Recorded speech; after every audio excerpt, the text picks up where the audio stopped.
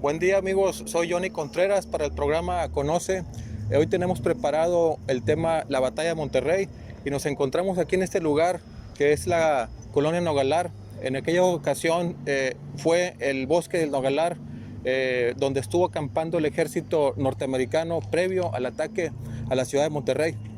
Te invitamos a que sigas este programa en redes sociales, la cuenta de Facebook Conoce, canal de YouTube Conoce Programa, y nos puedes escribir también al correo electrónico conoceprograma@gmail.com.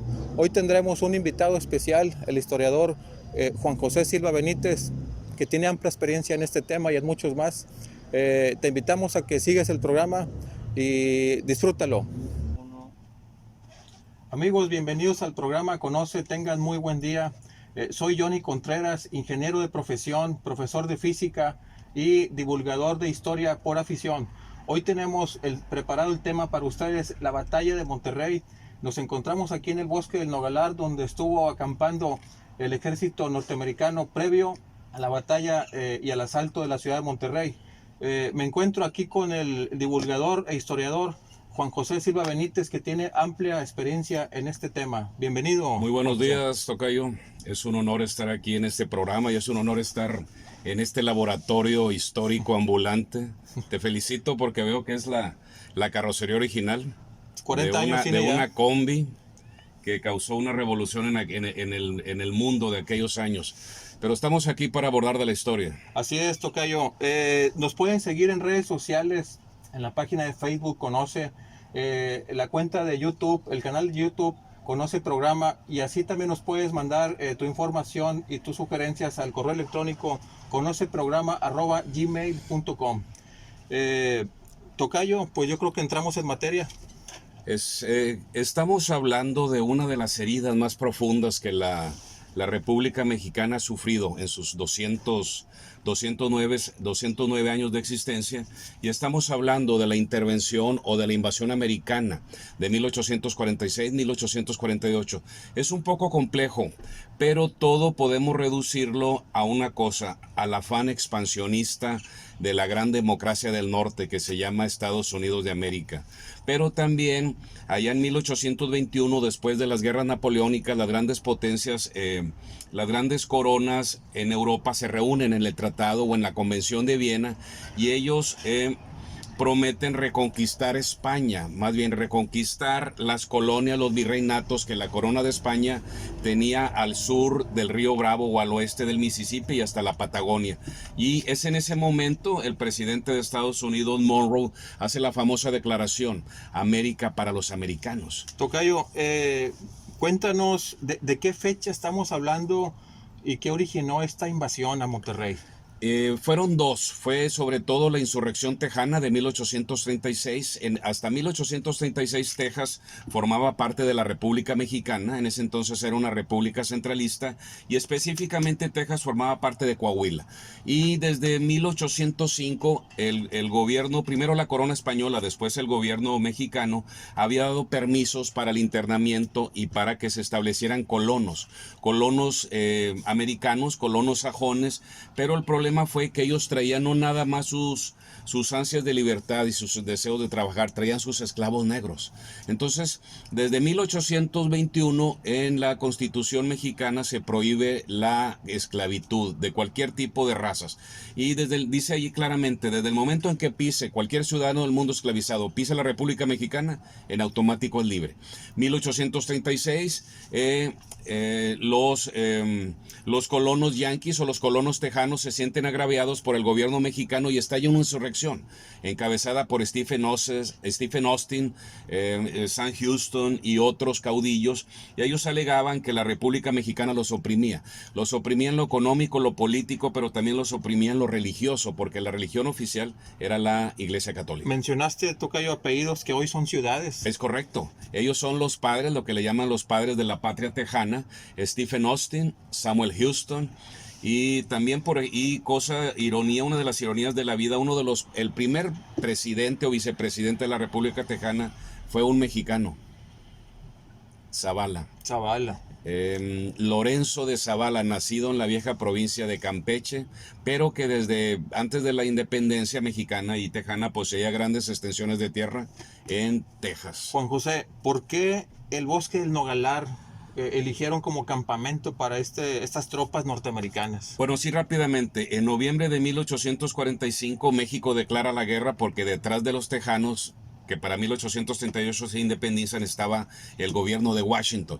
Noviembre de 1845, a lo largo del río Nueces, que era la frontera entre Texas y México, hay una serie de incidentes y el casus belli son múltiples enfrentamientos. Noviembre de 1845 México declara la guerra y Estados Unidos hace movimientos ofensivos y llegan a la desembocadura del río Bravo. Después de una serie de batallas, mayo 8 y 9, ahí en Palo Alto y Resaca de Palma frente a Matamoros, hay una serie de combates que son desfavorables para las armas mexicanas y se aposentan toda la primavera y el verano de 1846, el ejército yanqui toma posesión de un importante puerto y plaza fronteriza que es Matamoros. Esperan ahí la llegada de refuerzos por mar y por tierra y a partir del 1 de agosto de 1846 se mueven hacia el oeste. Iban camino de la Ciudad de México, pero ¿por qué tomaron Monterrey y no Victoria o Tampico?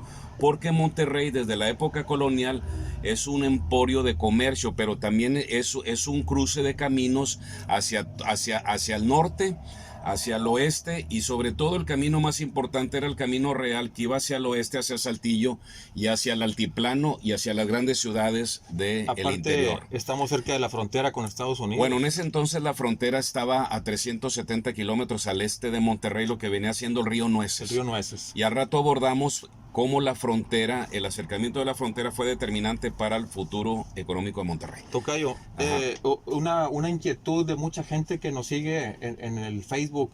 Esta zona, pues hoy son colonias como Nogalar, Bosques del Nogalar, Hacienda Nogalar, Valle del Nogalar, etcétera. Hay rumores que aquí fue el cementerio de las tropas. Sí, estamos agosto 1845, las tropas americanas deciden hacer un movimiento ofensivo hacia el oeste y la plaza más fuerte, la plaza más importante, la capital económica era Monterrey.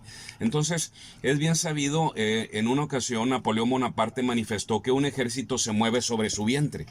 Desde 1596, la antigua hacienda de San Nicolás y la antigua hacienda de San Francisco, hoy los municipios de San Nicolás y Apodaca, eran los graneros de la capital, eran los graneros de Monterrey y de todo el estado. Aquí había lo mismo, es correcto, abastecían de granos, abastecían de leche, lo mismo había establos lecheros, que había grandes campos de maíz, de frijol.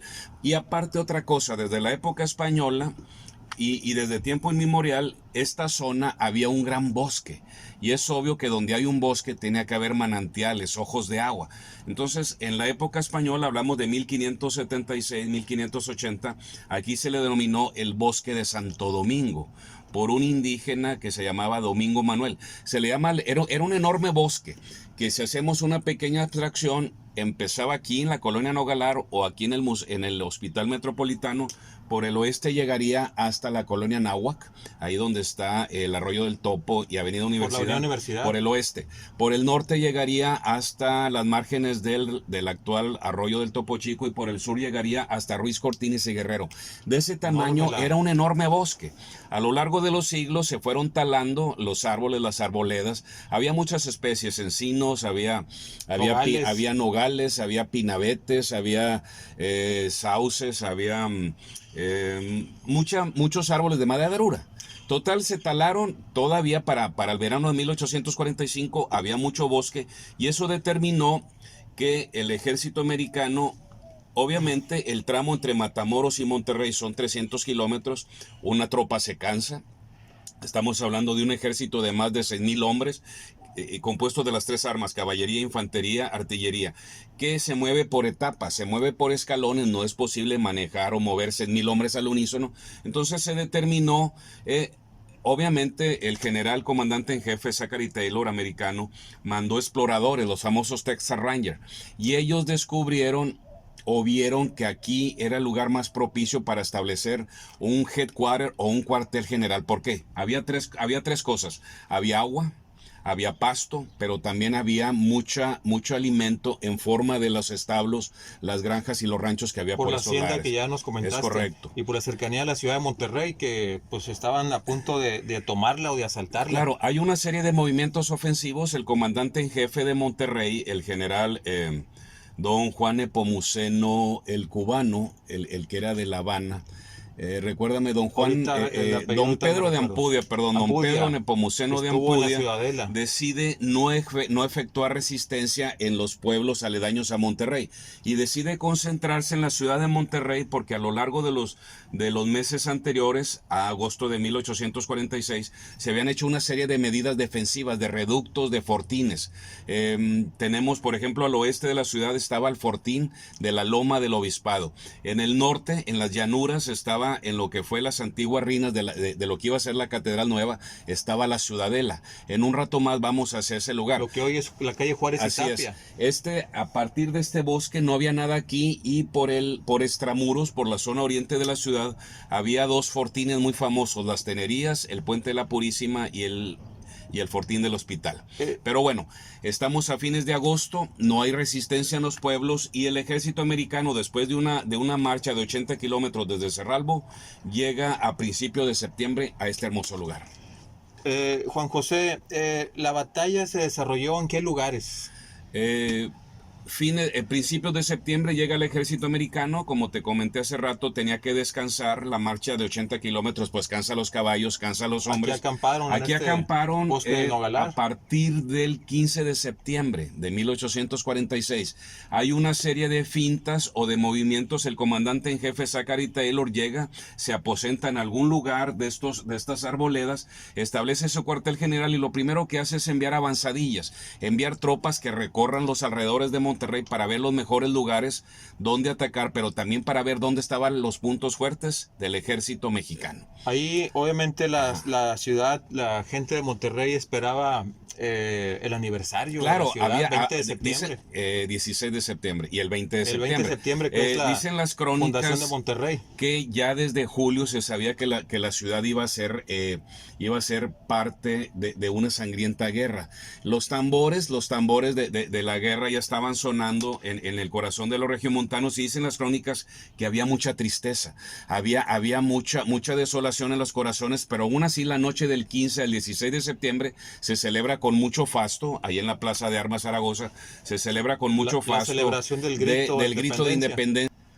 Te comentaba que había dos fiestas todavía por celebrar, la famosa Feria de Monterrey y la inauguración o el festejo por la fundación de la ciudad metropolitana de Monterrey. Los corazones tenían miedo, ya para entonces el comandante en jefe, don Pedro Nepomuceno Ampudia, ya había dispuesto una serie de defensas o una serie de medidas para defender varios puntos de la ciudad.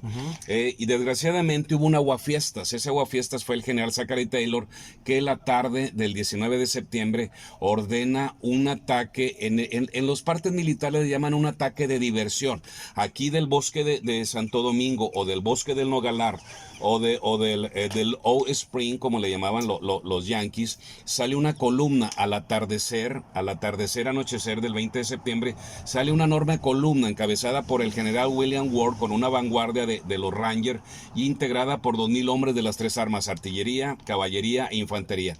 No se podían mover al unísono, se tenían que mover por escalones o por unidades. Entonces ese es el primer movimiento ofensivo.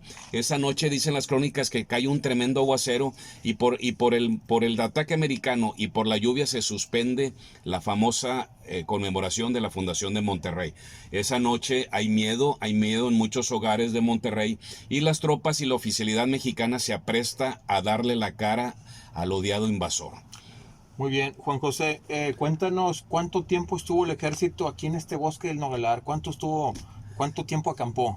Después de ese movimiento ofensivo durante 4 días con 4 noches, desde el 21 hasta el 24 de septiembre de 1846, hay una serie de combates sangrientos, se llega a un empate y hay un armisticio. Ese armisticio se firma alrededor de las 6 de la mañana del 24 de septiembre de 1846 y donde se estipula que las tropas mexicanas junto con sus oficiales, su armamento, se van a retirar a una línea imaginaria que correría recorría de norte a sur desde García, Santa Catarina, Santiago, lo que era Allende, hasta la ciudad de Linares. Durante 6 semanas, a partir del 25 de septiembre de 1846, las tropas americanas iban a tomar posesión de la ciudad de Monterrey, con todo lo que implicaba la parte administrativa, la parte militar, la parte económica, y el ejército mexicano se retiró hacia el interior, hacia Saltillo. ¿Y cuántos años estuvo aquí? El ejército americano estuvo desde el 19 de septiembre de 1846 hasta las 8:30 de la mañana de 1848. 2 años. No olvidemos que el 30 de mayo el presidente de la República había firmado o había sancionado en Querétaro, capital provisional de México, había firmado el Tratado de Paz de Guadalupe Hidalgo. Si no me equivoco, era de apellido Herrera el presidente. Era don José Joaquín de Herrera. Y fue firmado en una hermosa casona que era provisional, sede provisional del gobierno mexicano en Querétaro. Estamos hablando que las tropas americanas se quedaron 2 años. 2 años en este bosque del Nogales. 2 años en este bosque. Obviamente en esos 2 años ocurrieron muchos avatares, ocurrieron muchos incidentes. El cuartel, aquí estaba el cuartel general americano, estaba Zachary Taylor, pero el cuartel administrativo o el intendente estaba en la famosa Casa de las Águilas, que está en la actual calle de Morelos, acera norte, casi esquina con Diego de Montemayor. Ahí estaba el intendente, que hacía las funciones de gobernador y de alcalde. Abajo de él había un alcalde nombrado por las autoridades americanas con su venia, pero también había un gobernador. Hubo una serie de incidentes, tocayo. Hubo desde amores, acuérdate que en medio de la más atroz guerra hay amores, hubo amores entre los oficiales y la tropa yanqui y hermosas regiomontanas, pero también hubo incidentes, hubo robos, hubo saqueos, hubo pillaje. Lo imagino. Y como dato chusco, aquí en la parte de atrás de nosotros hay una calle que se llama actualmente... hace años era Nogalar Sur, ahorita es Avenida de la Juventud, y 3 kilómetros hacia el oeste, en lo que viene siendo el Gran Parque de San Nicolás, actualmente los terrenos de la colonia Anáhuac, es algo chusco, pero tal vez a nuestro público le va a sorprender, una casa de citas. La primera casa de citas y casino que tuvo la ciudad de Monterrey. Y dicen las crónicas que entre los visitantes a esa casa de citas estaba desde un doctor muy conocido hasta gobernadores y empresarios. No podemos decir los nombres porque todavía sus descendientes están vivos. Juan José, aquí donde estamos ubicados, que es el bosque del Nogalar, quedan algunos vestigios de grandes árboles, encinos, nogales. Muchos de estos árboles, que como les decíamos son árboles del primigenio bosque que tiene cientos de años, fueron testigos. Aquí a nuestra espalda estoy divisando 2 viejos sabinos, o en el argot náhuatl son ahuehuetos. Los ahuehuetes. Pero los españoles le llamaban pinos de Moctezuma. Y te iba a comentar otra cosa. Durante esos 4 días con 4 noches hubo muchas bajas por ambos bandos, y el ejército americano es costumbre todavía en esta época, de que cuando hay una batalla, provisionalmente los caídos se entierran donde caen, donde mueren en combate. Se les entierra, se les inhuma provisionalmente. Lo que hace el ejército yanqui es que muchos de sus hombres y oficiales que cayeron allá en el centro de Monterrey, a 9 kilómetros de este punto, son embalsamados, son recogidos con mucho cuidado y respeto, y son inhumados en algún punto de este enorme bosque o de esta colonia. Se les inhumaron, dicen las crónicas, que se levantó un pequeño muro de sillares, y ahí hay aproximadamente, hubo en un momento 175 hombres, oficiales y soldados del ejército yanqui. Todavía en un reporte que da el gobernador don Santiago Vidaurri en 1856, en una de sus memorias, menciona que gracias a los esfuerzos o a la labor del cónsul americano en esa época, en 1856, se le daba un mantenimiento preventivo al cementerio militar yanqui. Entonces el cementerio debe de estar en algún punto de estas colonias. De esta zona de estas colonias ya mencionadas. Para 1891 viene un candidato del Partido Republicano a la candidatura presidencial de Estados Unidos, William Jennings Bryan, bien invitado por un coronel que aquí en Monterrey dejó mucha labor industrial, coronel Joseph Andrew Robertson. Lo invita, se queda en su famosa casa de la colonia Bellavista, y el candidato Bryan pide que lo lleven al cementerio yanqui. el coronel Robertson se cruza, levanta los hombros porque dice que no tenía conocimientos. Entonces estamos hablando que para 1891 el recuerdo de ese cementerio se había perdido. Pues haciendo cuentas, estamos a 2019, ya pasaron 173 años. Es correcto. De aquella época de este posible cementerio. De esa sangrienta batalla. Por aquí estuvo. ¿Qué te parece, tocayo, si hacemos un recorrido por la zona para ver los vestigios de este bosque del Nogalar? Sí, aquí a nuestra izquierda, te comentaba, tenemos restos de ese primigenio bosque, pero si vamos un poco hacia adentro, como unos 500 metros, y ahí vamos a ver vestigios de esos hermosos árboles que fueron mudos testigos de esa epopeya histórica. Bien, compañeros, acompáñenos a hacer un recorrido por el bosque del Nogalar y ver los vestigios que todavía quedan por esta zona. Amigos, estamos ya aquí en el parque del Nogalar, donde están algunos vestigios de lo que fue aquel bosque del campamento norteamericano. Juan José, llegamos ya al punto. Este es el lugar, esta hermosa fronda fue la sede del cuartel. En los términos militares se le llama un vivac. Después de que la sociedad regiomontana se dio paso, el estupor, el miedo a esas hordas, a esos bárbaros del norte, porque venían que iban a ser... La población regiomontana tenía miedo de los estropicios que pudieran sufrir. Después de que pasa el estupor, cosa extraordinaria. Obviamente, cuando dos grupos humanos están en contacto, hay una amistad. Tal vez una amistad nacida por las circunstancias. Y no me vas a creer, pero se puso de moda venir de día de campo al bosque de Santo Domingo. Que también se llama Santo Domingo. Es correcto. Hace poco me llegó a mis manos las memorias de un empresario de nombre Francisco González Treviño, donde él narra que estaba en la escuela del ciudadano español don José de Gajá, una escuela, él tenía 6 años, una escuela primaria atrás de Catedral, y menciona que un día el maestro Gajá les pide que les digan a sus padres que al siguiente día vengan bien bañaditos y acicalados con sus mejores ropas porque van a visitar el cuartel general americano. Entonces entre los niños, de gala. Entre los niños hay una ansiedad porque amaneciera. Y sigue narrando don Francisco González Treviño que cuando llega a Nogalar, él quedó impresionado por el tamaño, uno del bosque, y otro quedó impresionado por el tamaño del terreno que ubicaban, el enorme número de tiendas de campaña. Y a mano izquierda, donde tenemos ahorita aquí este tanque el tanque del agua aquí del parque, menciona que aquí había más de 500, una caballada de más de 500 equinos. Obviamente había mulas, había vacas, porque acuérdate que la intendencia americana, cosa extraordinaria, pero no se ha dicho, después de que la ciudad sufre muerte y sufre destrucción, los negocios tenían que seguir. Y el ejército americano traía sus propias impedimentas, traía sus propias viandas, pero necesitaba comprar carne, frijoles, leche, pan. ¿Y qué pasó? Dicen las crónicas que por este camino venía una serie de comerciantes a ofrecer sus productos. Obviamente, pues lo que fue muerte y destrucción después se convirtió en bonanza. Está malo decirlo, pero parte de la riqueza de Monterrey comenzó comerciando con el enemigo. Juan o José, durmiendo con el enemigo.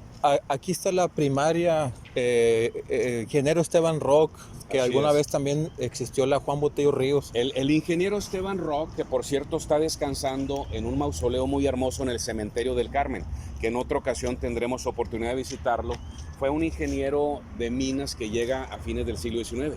Y en su honor, esta escuela primaria fue construida en los años 60, si no me equivoco. Principios de los 70 Pero ya estaban aquí, funcionando. Exacto, aquí enfrente de nosotros estamos viendo unos enormes árboles. Alcanzo a ver encinos de casi Un 10 nogal en la metros parte de alto. atrás. Tenemos un nogal, tenemos anacuas, pero bien apuntó usted, maestro, que muchos de esos árboles, por el tamaño, por el grosor del tronco, podemos decir su antigüedad. Mira, Y ellos fueron tenemos unos testigos. frente a nosotros, Ajá. aquí a escasos Tenemos 30 un metros. patriarca. Este es quizá un árbol que estuvo en aquel campamento Claro, norteamericano. que estamos hablando que en el verano de 1846 ya era un veterano, ya era un señor árbol. Y ahorita estoy viendo por su tronco nudoso, tal vez también fue testigo de la llegada de los europeos al hermoso valle de Extremadura de Nuestra Señora de los Ojos de Agua de Santa Lucía de Monterrey. Estás hablando de más de 300 años. 420, Me quedé corto. Exactamente, 423 años de la llegada de los europeos Aquí a este hermoso ya valle. ocuparíamos a alguien que nos asesore según el espesor, el diámetro del tronco, como tú dices, los nudos que tiene. Sí. Pero así a ojo de pájaro podemos atestiguar, en base a nuestro escaso conocimiento de la silvicultura, que es el tratado de los árboles, ese tronco es viejísimo. Aquí Yo jugué en mi niñez ahí, estamos hablando hace 51 años, yo tenía 6 años. Ya nos dijiste tu edad. Así es. Tocayo, aquí como que la zona, las personas que le dan el mantenimiento lo tienen protegido. Claro. Según vemos porque es un patriarca, y acuérdate. El redondel. Gracias a una conciencia ecológica surgida desde los años 60 del siglo XX, tomamos una conciencia de este planeta hermoso, pero que también es perecedero como nosotros. Mira, en la parte de atrás se ve el terreno inclinado. Esas eran las acequias que eran alimentadas con los enormes ojos de agua o manantiales que están bajo nuestros pies, y que fueron la determinación de que el ejército americano decidiera establecer aquí su cuartel. Está protegido por el municipio, tiene una placa aquí, el árbol. Esa placa se instalaron en los años 90 y aparentemente es un encino, es un árbol siempre verde, le llaman este es un encino macho y obviamente es muy, muy antiguo. Aquí cerquita está la avenida Nogalar, de hecho está aquí a 2 cuadras a nuestra... Hacia el sur. Hacia el sur, suroeste, y hacia el oriente está la avenida Félix U. Gómez. Así es. En esa época, estamos hablando de la tarde del 19 de septiembre de 1846, eran lo que se le llamaba brechas o caminos vecinales. Y esta avenida, lo que era Nogalar, hoy Fidel Velázquez fue testigo de aquel primer movimiento ofensivo que comentamos hace unos minutos de la columna del general William Ward, que se mueve hacia el poniente o hacia el oeste, siguiendo el actual avenida Fidel Velázquez y vira hacia la izquierda en Gonzalitos. ¿Cuál era la idea? Era cortar el camino hacia Saltillo y rodear la ciudad de Monterrey. Juan José, presentamos ya a la gente que nos está viendo para el programa Conoce estos vestigios del bosque del Nogalar. ¿Qué te parece si vamos ahora donde ocurrió la batalla en el centro de Monterrey, ya sea la Ciudadela o el Obispado? Vamos a ir a esos dos puntos, tanto la Ciudadela, que actualmente está en la calle de Juárez y Tapia. En esa época eran ruinas, lo que iba a ser una hermosa catedral, una catedral tan hermosa, tan fastuosa como la Ciudad de México, de Guadalajara, de Morelia, pero por razones económicas quedaron las ruinas, y cuando llega la invasión americana se utilizan esas ruinas para hacer una fortaleza que le llamaron el Bastión de la Ciudadela. Muy bien. Y posteriormente vamos a ir a uno de nuestros centros históricos espirituales, que es el Cerro del Obispado. Museo Regional Los actualmente. invitamos a que nos sigan. Amigos, acompáñenos.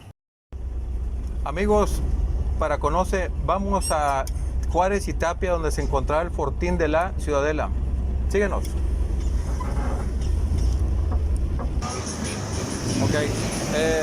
Juan José, venimos del bosque del Nogalar a uno de los lugares donde ocurrió la batalla de Monterrey, que es el fortín de la Ciudadela.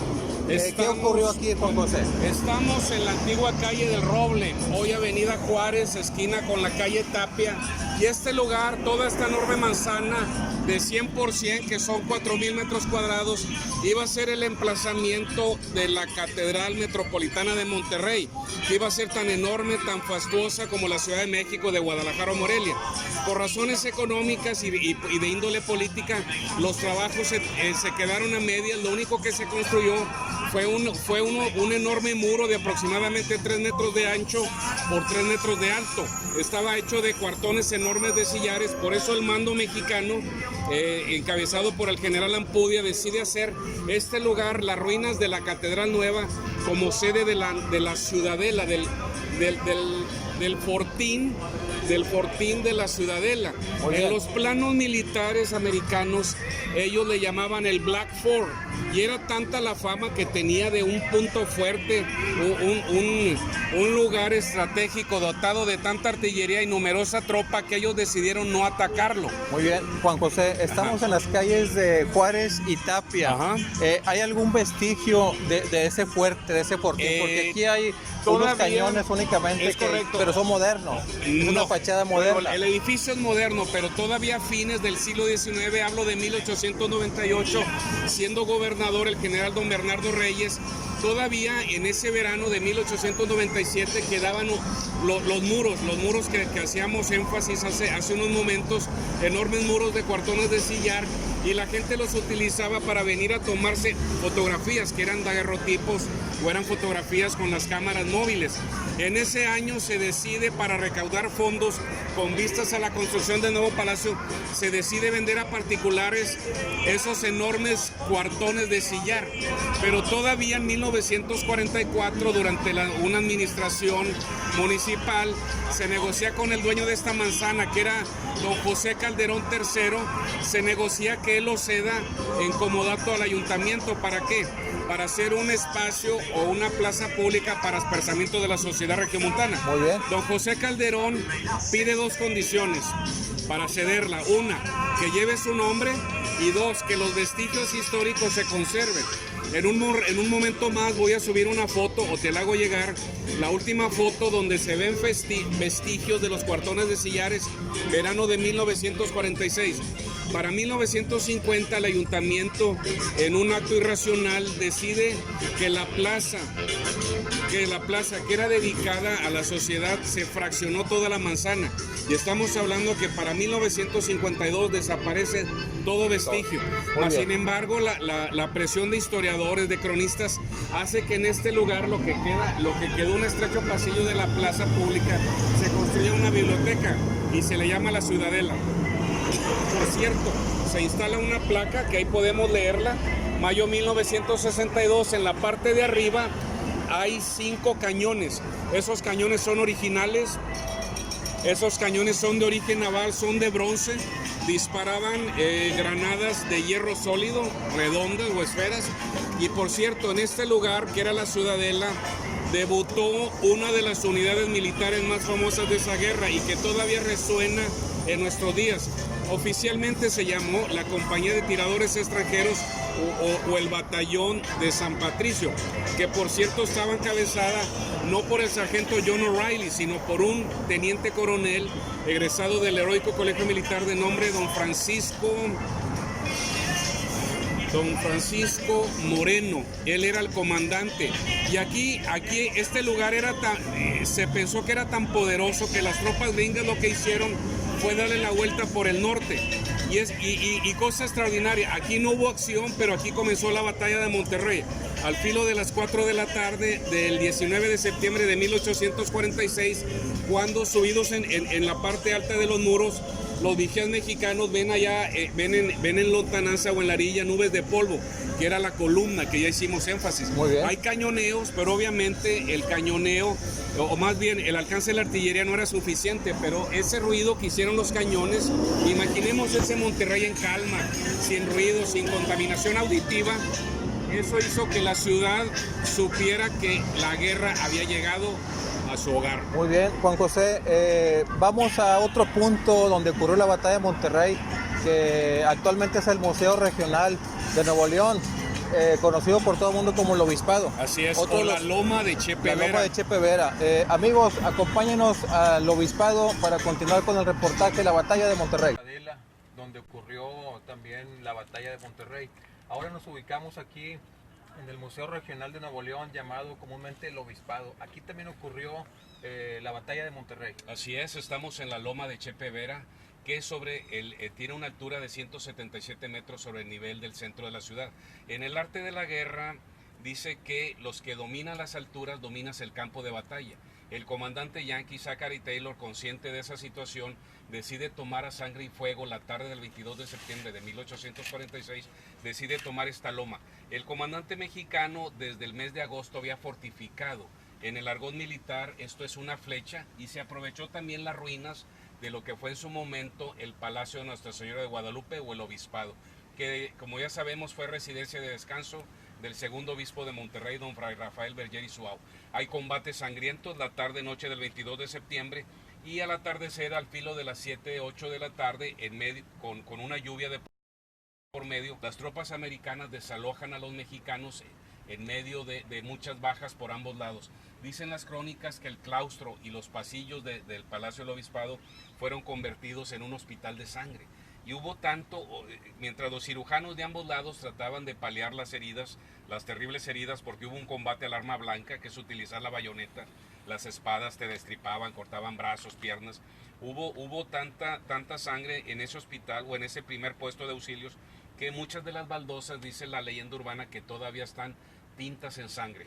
Las tropas mexicanas hacen un retroceso defensivo hacia el centro de la ciudad y las columnas mexicanas bajan por la calle Real de Hidalgo y por la calle de la Aduana Vieja, hoy Padre Mier. Era el Camino Real ahí. El Camino Real era la calle de Hidalgo, que por cierto es la calle más antigua, es la calle paralela al río Santa Catarina. Hacen un retroceso y en la noche del 22-23 se parapetan utilizando los muros de sillar, los mausoleos y las tumbas de un cementerio hoy olvidado, el cementerio de la Purísima, que específicamente viene siendo la manzana de Hidalgo, Porfirio Díaz, Primo Verdad y Serafín Peña, porque en la parte de Serafín Peña pues, estaba la capillita de la Purísima. De la parroquia. Es correcto. Entonces ahí dicen las crónicas que sepan. Después de que toman la colina del Obispado, ya la rendición y la caída de la ciudad de Monterrey era inminente. Y ocurrió exactamente 48 horas después. ¿Qué quiere decir? Que el combate de la Loma del Obispado fue decisivo, porque al tomarla las tropas americanas desarticulan todo el sistema defensivo de la ciudad. Ante ese hecho y ante la retirada de las tropas mexicanas hacia el centro de la ciudad, donde estaba la última línea de resistencia, ya el comandante mexicano sabía que las horas de la ciudad estaban contadas.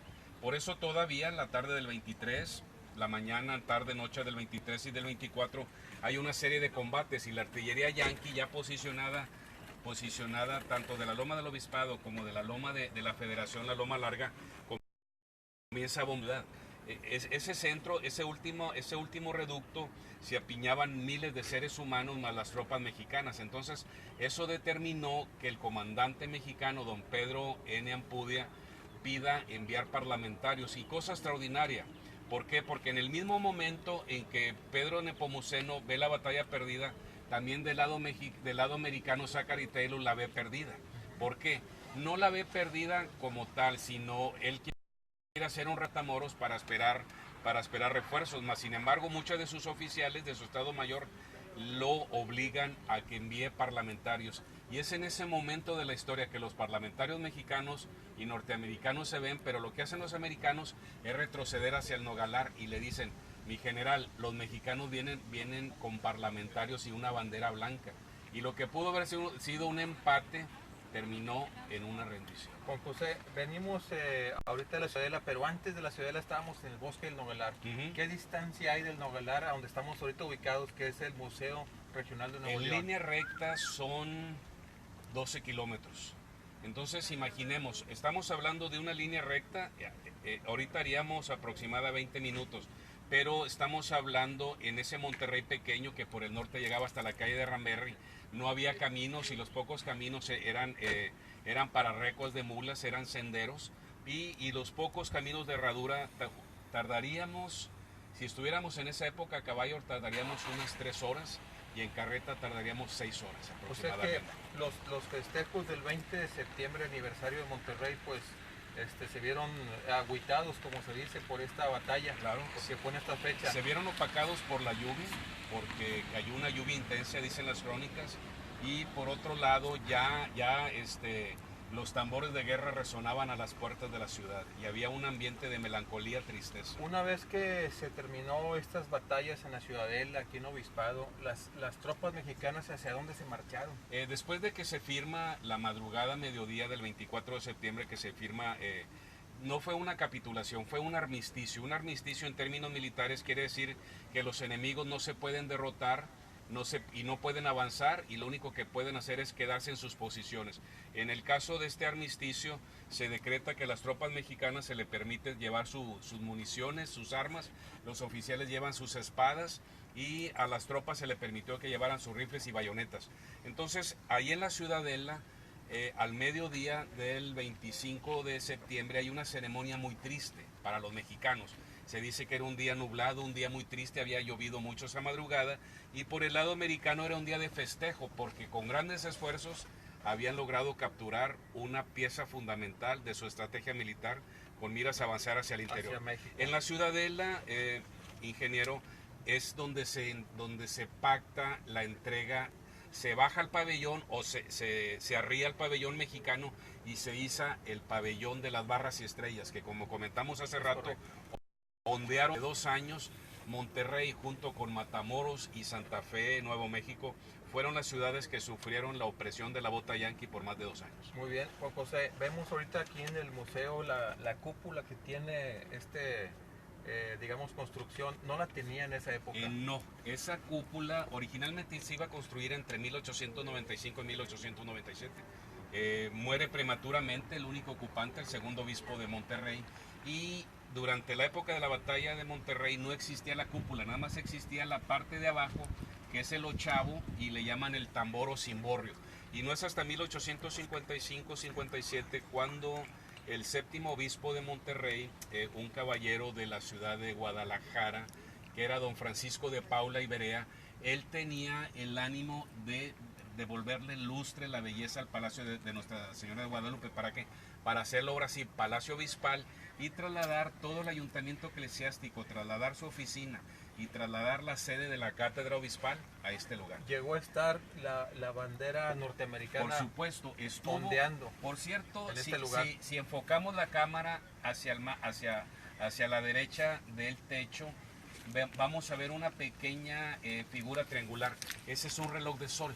Bueno, en ese reloj de sol estuvo el asta bandera que tenía las barras y las estrellas y que ignominiosamente estuvo ondeando sobre el cielo regiomontano por 2 años. Muy bien, Juan José, pues para recordarle a nuestros amigos de Conoce nuestras redes sociales, la cuenta de Facebook Conoce, el canal de YouTube Conoce Programa, y nos pueden escribir al correo conoceprograma@gmail.com. Nos comentabas durante los recorridos que hay unos tours que realizas. Así es. ¿A dónde te pueden localizar? Pueden localizarme en el WhatsApp 8116-238873, donde hemos diseñado, con vistas a la divulgación de la historia de la ciudad metropolitana de Monterrey, una serie de tours históricos urbanos. Aquí lo que viene siendo en el centro o en el primer cuadro de la ciudad de Monterrey. Y entre esos tours lo mismo abarca la batalla de Monterrey, que son 10 placas de granito negro distribuidas a lo largo del centro y que abarca los 4 días de la batalla de Monterrey. Hay otro tour, es un tour muy apreciado por los amantes de la historia, que es al Cementerio del Carmen, el cementerio más antiguo y hermoso de Monterrey, que en realidad no es un lugar muerto, es un lugar vivo. Hay otro tour, es un tour, pues es un tanto festivo, es un tour a las 15 cantinas más antiguas de Monterrey. Vamos a conocer la historia y la leyenda. Y en esos tours también vamos a incluir un tour a los templos y a las capillas del siglo XVIII, XIX y la primera mitad del XX. Muy bien, Juan José Silva, un gusto verte tenido Al el día de hoy. Al contrario, ingeniero, ha sido un honor estar aquí y ayudar a divulgar la fascinante historia de la ciudad de Monterrey. Te invitamos para el próximo programa. Por supuesto, siempre estaría a tu disposición y a todos los amantes de la historia de Monterrey. Gracias, Juan José. Hasta luego. Y mencionar antes de despedirnos, en producción audiovisual estuvo Mauro Benavides, en cámara Lili Salazar y Damián Hernández. Amigos de Conoce, nos vemos en el próximo tema. Esperemos nos sigas en redes sociales.